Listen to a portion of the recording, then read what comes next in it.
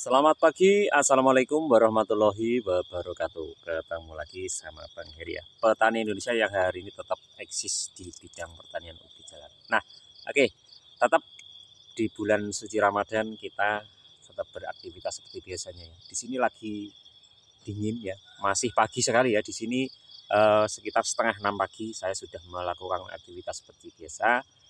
Nah, nih kawan, tuh tak perlihatkan.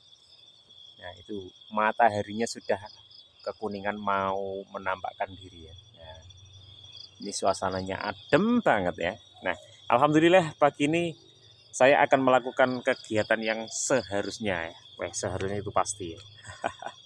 Ya, hari ini saya akan melakukan pemupukan ubi jalar saya yang kedua, memasuki usia 42 hari ya. Kenapa kok harus dipupuk kedua ya? Ini yang jelas untuk membuat tanaman kita itu agar umbinya cepat besar ya, yang jelas seperti itu. Dan kita selalu melakukan pemupukan itu antara 1 kali dan 2 kali. Kita tinggal melihat perkembangan ubi jalar contohnya yang ada di depan saya ini yang harus saya lakukan pemupukan yang kedua ya.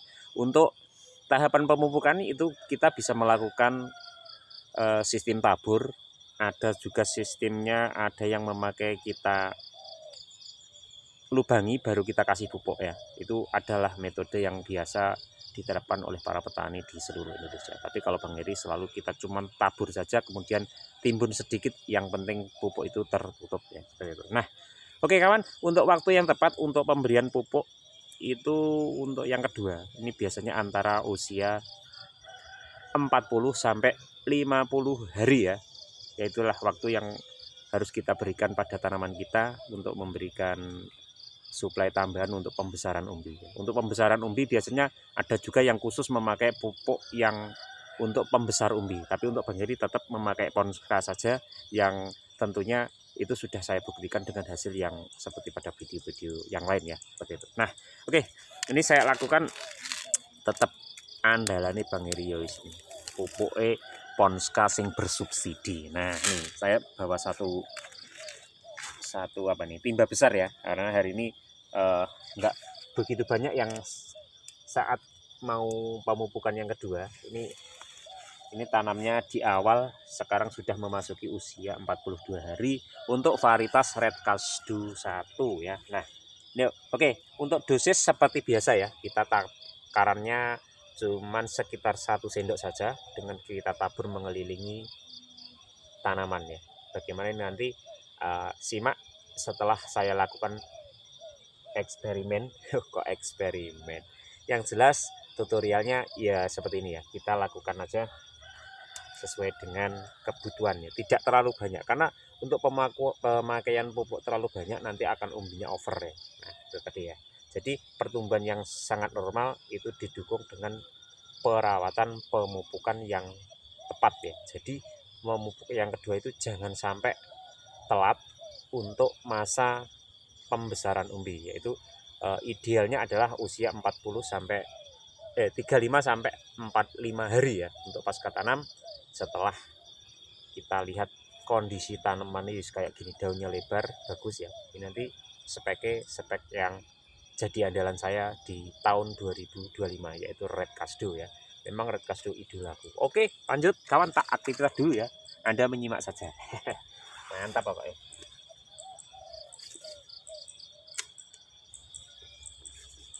Aktivitas pagi. Nah kawan, nah silakan, karena harinya puasa juga mungkin berdoa ya. Sebelum berangkat kerja jangan lupa berdoa agar hasilnya di hari ini lebih baik dari yang kemarin. Duit becek berdoa timbang ora. Mantap.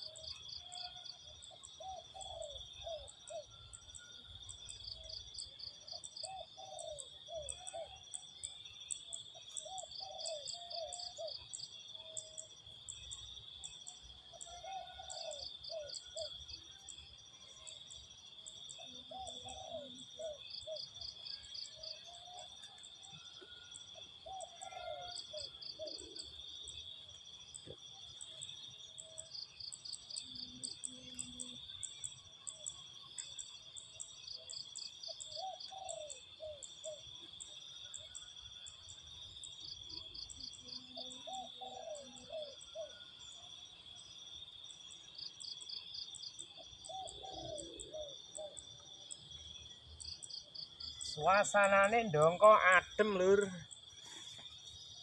Ya, semoga-moga gerimis ya.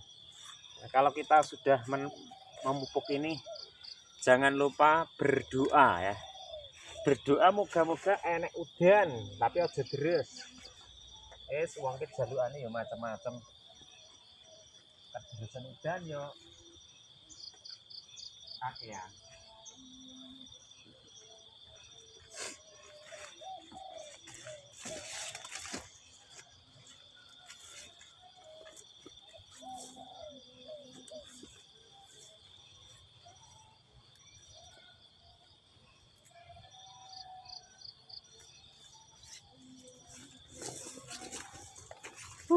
Capek juga kawan. Nah, walaupun suasana masih pagi, tenaga masih lumayan ya. Jadi kalau aktivitas di masa-masa kita menjalankan ibadah puasa, ini lakukan aja di pagi hari ya, seperti hanya Bang Heri gitu ya.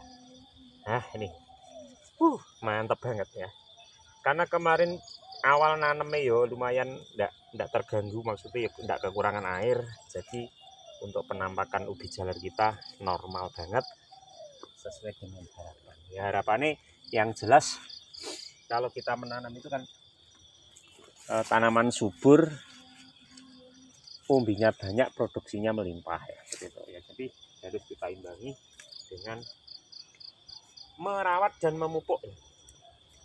Pemupukan saya lakukan di pagi hari ini karena tadi malam juga sempat diguyur hujan.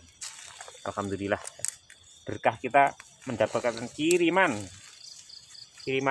ora harus makanan ya, tapi curah hujan yang ada itu bagi saya berkah tersendiri ya. Mungkin buat tahun yang lagi mungkin tanam apa gitu ya, sama saja, sama bersyukur banget ya. Nah seperti ini ya, yang ada di depan ini usianya 42 hari pasca tanam, yaitu ubi jalar red kasdo seperti itu.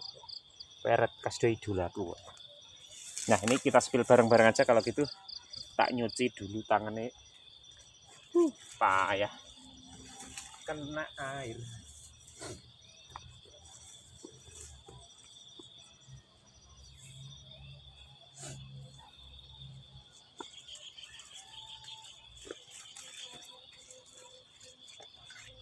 Aktivitas pagi seperti ini kalau bulan puasa. Nah ini tak geser dulu. Nah seperti ini ya, ini adalah red kasdo saya yang usianya 42 hari. Ini sudah saya lakukan pemupukan yang kedua. Dosisnya ya tetap kayak gini, kita taburkan mengelilingi ya, kelilingnya. Tapi usahakan kalau mupuknya masih pagi itu ya jangan terlalu cepat ya, nanti karena pupuk yang kita berikan ini nempel ning godongnya ya mesti gosong-gosong, itu wis pasti ya. Nah ini untuk red kasdo 1 ya, ini red kasdo 1 saya tanam di area ini ya lumayan ya. Ini kemarin lahan yang pas panen itu langsung saya kerjakan, langsung saya tanami. Jadi nek Bang Heri yo mainnya cepet, gen ndak ketinggalan ya. Karena curah hujan yang tidak menentu itu biasanya mempengaruhi juga untuk pertumbuhan ubi jalar saya, bahkan ubi jalar yang lain. Nah ini pemakaian Ponska selalu saya lakukan. Nih matahari ini sudah kelihatan nih, tuh mulai muncul ya. Karena yo nek poso-poso Bang Heri yo wedi panas, akhirnya yo le nyambut gawe yo rada esuk. Yes, ben semangat konco-konco petani hari ini, tak kelihatan dulu lah. Tapi ini ya seperti ini ya, itu pemandangannya indah. Lanjut.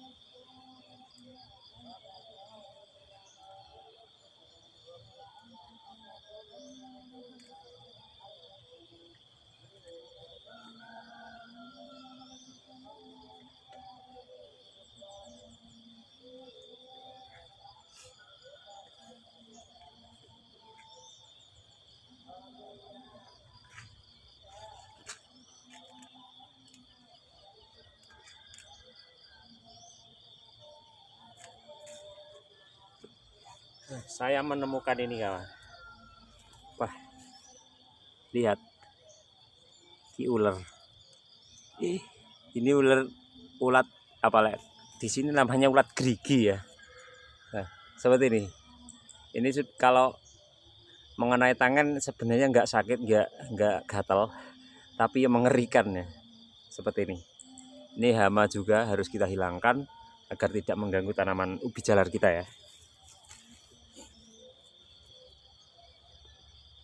Bagi petani kalau ular itu sudah hal yang wajar, hal yang biasa ya. Ada. Jadi yo nek wong Jawa ngarani sego jangan. Sego jangan itu pokoknya antara tanaman hijau yang subur seperti ini pasti ada hama, itu sudah wajar.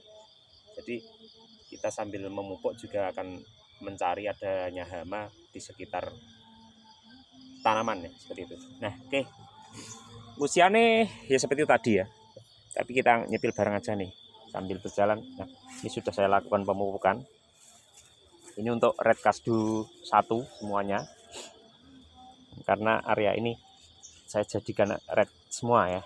Karena untuk permintaan red kasdu memang luar biasa sekali.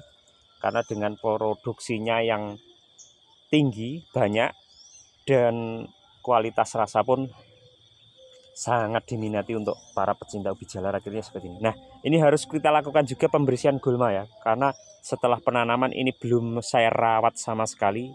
Karena kemarin saya juga banyak sekali aktivitas, jadi sampai rumputnya tinggi-tinggi ya. Nah, yang saya bilang kemarin, contohnya adalah rumput yang harus kita segera hilangkan itu yang mempunyai bentuk seperti ini.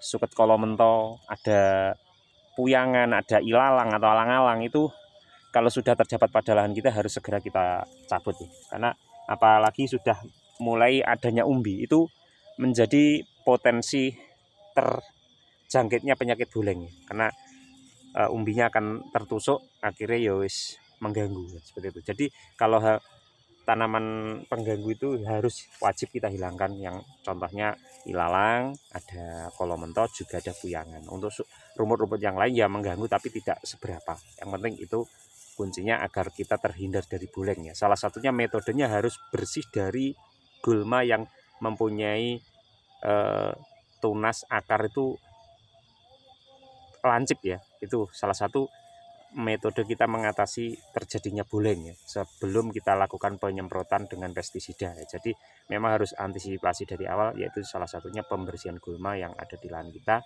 agar terhindar dari penyakit buleng ya. Apalagi sudah memasuki musim curah hujan berkurang, itu akan identik dengan munculnya yang namanya penyakit buleng ya. Itu tadi ya. Salah satunya diantisipasi awal, yaitu bersihkan dari rumput yang mempunyai tekstur lancip ya. Contohnya ilalang, corong dongko ngarani enek derjek itu bagian yang berkembang lancip, bila mana itu menusuk pada ubi jalar akan memicu datangnya penyakit buleng ya. Jadi itu salah satu antisipasi kita sebelum adanya terjadi penyakit buleng. Tetap semangat ya hari ini walaupun puasa. Salam tani Indonesia, selamat pagi, assalamualaikum warahmatullahi wabarakatuh.